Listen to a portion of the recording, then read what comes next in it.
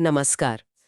आजकल दुनिया में जिस तरह की उथल-पुथल मची है, चाहे वो बढ़ते टकराव हों या कहना चाहिए नैतिक मूल्यों में गिरावट, कई लोगों के मन में ये सवाल जरूर आता है कि क्या ये किसी बड़े बदलाव का संकेत है?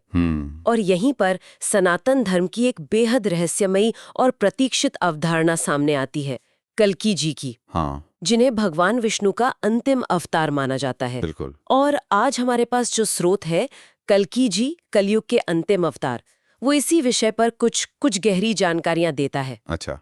कल्कि देखिए, सिर्फ एक पौराणिक कथा का पात्र नहीं है, वो एक उम्मीद है, एक ब्रह्मांडीय संतुलन के दोबारा स्थापित होने का प्रतीक है। तो चलिए इसी स्रोत के आधार पर इस विषय की गहराई में उतरते हैं।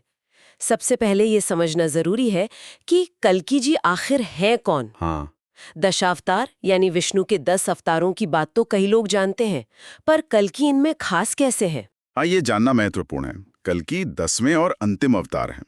हमारे स्रोत में इस बात पर जोर दिया गया है कि उनका स्वरूप और उद्देश्य हाँ, वो पिछले अवतारों से काफी अलग है। अलग कैसे? जैसे राम या कृष्ण ने धर्म की स्थापना और उपदेश पर ध्यान दिया, हाँ, कल्कि का वर्णन मुख्य रूप से एक योद्धा के रूप में मिलता है। ये योद्धा, किस तरह का योद्धा?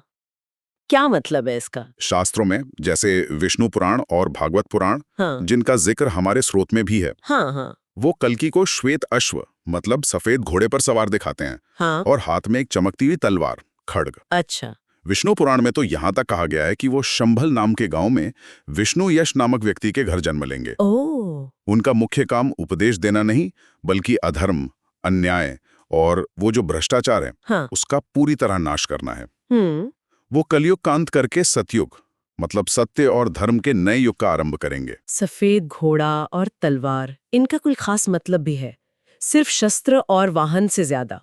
निश्चित रूप से स्रोत इस पर इशारा करता है कि सफेद घोड़ा अक्सर शुचिता, शक्ति और तीव्र गति का प्रतीक माना जाता है।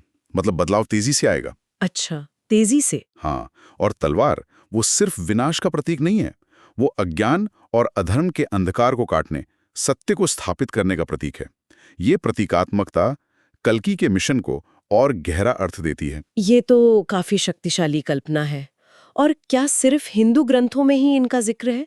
स्रोत में इस बारे में कुछ है? देखिए, मुख्य रूप से तो विष्णु पुराण और भागवत पुराण, स्कंद 12 में उनका विस्तृत वर्णन है, जो कलयुग के पतन और कल्कि के आगमन को जोड़ते हैं। हम्म, लेकिन दिलचस्प बात यह है, जैसा कि स्रोत में भी संकेत दिया गया है, कि कुछ बौद्ध और जैन परंपराओं में भी भविष्य में आने वाले एक उद्धारक या विश्व सुधारक की अवधारणा मिलती है, अच्छा, मिलती जुलती। कि उनकी व्याख्याएं थोड़ी अलग हो सकती हैं। अच्छा, ये तो हुई शास्त्रों और प्रतीकों की बात। हम्म, लेकिन सबसे बड़ा सवाल शायद सबके मन में होगा, हम्म, इनके आने का समय कब है? हाँ, क्या इसके कोई संकेत बताए गए हैं? हाँ।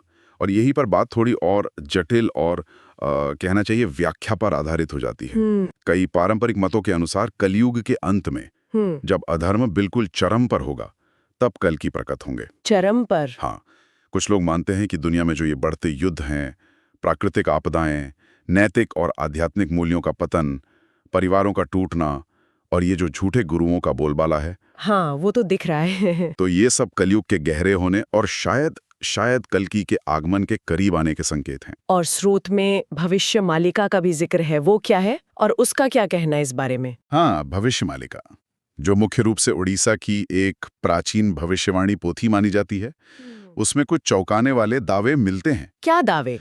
इसके कुछ व्याख्याकार मानते हैं कि कल्कि का जन्म हो चुका है। हो चुका है? हाँ, और वो अभी गुप्त रूप से रह रहे हैं और संभवतः 2025 से 2032 के बीच अरे, वो संसार के सामने प्रकट हो सकते हैं। 2025 से 2032, ये तो हाँ। बहुत ही नजदीक लगता है।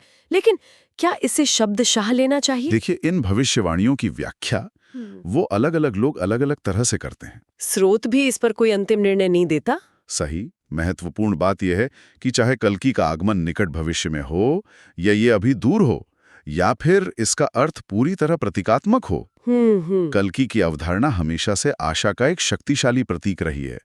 ये विश्वास कि घोर अंधकार के बाद भी प्रकाश लौटेगा और धर्म की पुनः स्थापना होगी। आपने प्रतीकात्मक अर्थ की बात की। क्या इसका मतलब ये है कि कल्कि कोई कोई बाहरी व्यक्ति न होकर कुछ और है? बिल्कुल। कुछ आधुनिक विचारक और कहना चाहिए आध्यात्मिक गुरु कल्कि को केवल एक ऐतिहासिक या भविष्य में आने वाले व्यक्ति के रूप में नहीं देखते। तो फिर उनके अनुसार कल्कि चेतना की एक अवस्था का प्रतीक है। चेतना की अवस्था। हाँ, ये वो आंतरिक जागरण है जब व्यक्ति अपने भीतर के अंधकार, अपने क्रोध, लोभ, मोह को पहचान कर उसे नष्ट करता है और अपने जीवन में सत्य, करुणा और धर्म को पूरी तरह अपना लेता है। अच्छा, इस नजरिए से कल्कि का अवतरण हर व्यक्ति के भीतर हो सकता है। ये तो एक बहुत ही व्यक्तिगत और सशक्त विचार है। मतलब हम किसी बाहरी उद्धारक का इंतजार करने के बजाय अपने भीतर की कल्कि को जगा सकते हैं। सही कहा। तो सार यही है कि चाहे कल्कि आज पृथ्वी पर सशरीर मौजूद हों या भविष्य में आने वाले हों या फिर ये चेतना के जागरण का प्रतीक हों, उनका संदेश आज भी उतना ही प्रासंगिक है। हाँ, अन्याय के खिलाफ खड़े होने, धर्म का साथ देने और अपने अंदर की वो जो सकारात्मक शक्तियां हैं उनको जगाने का आह्वान। और अंत में सोचने के लिए एक सवाल छोड़ जाते हैं। किसी उद्धारक की प्रतीक्षा, चाहे वो कल्कि हो या कोई और, चाहे ये इंतजार शाब्दिक हो या प्रतीकात्मक, ये हमारे आज के समय, हमारी न्याय और नवीकरण की जो गहरी मानवीय इच्छा है, उसके बारे में क्या दर्शाता है?